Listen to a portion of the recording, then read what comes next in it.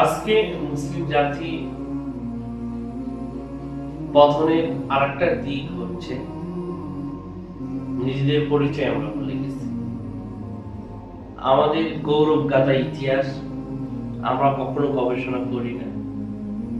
মুসলমানদের ঐতিহ্যের একটা যে ইতিহাস, মুসলমানের বীরত্ব গাথা একটা যে ইতিহাস, মুসলমান যে পরাজয়ের জাতি নয়, যে মুসলিম জাতি পুরো উম্মাহ শাসন করছে, আজকে সেই মুসলিম জাতি পুরো উম্মার মাঝে নির্যাতনের শিকার। যে মুসলিম জাতি পুরো উম্মাকে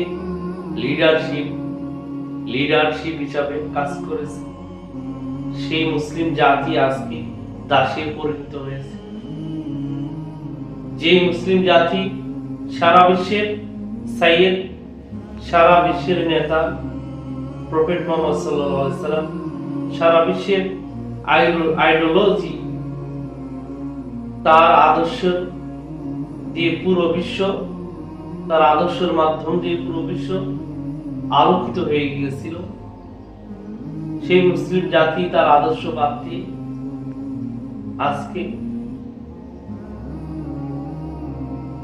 বিপরীত আদর্শ গ্রহণ করেছে, যেটা সম্পূর্ণ ইসলামের সাথে সাংঘর্ষিক, যার কারণে মুসলমানের আজকে অধঃপতন। মুসলমানের আসল পরিচয় ছিল বাঘের, বর্তমান মুসলমানের পরিণতি হয়েছে ছাগলের। মুসলিম জাতি বাঘের জাতি। মুসলমানের সাহসিকতা ছিল যে মুসলমান সামনে এগিয়ে যেত, পিছনে তাকানোর কোনো সুযোগ ছিল না। যদিও কখনো কেউ আঘাত করতে যদি আসতো, বুলেটটা বুকে লাগতো, পিঠে লাগতো না।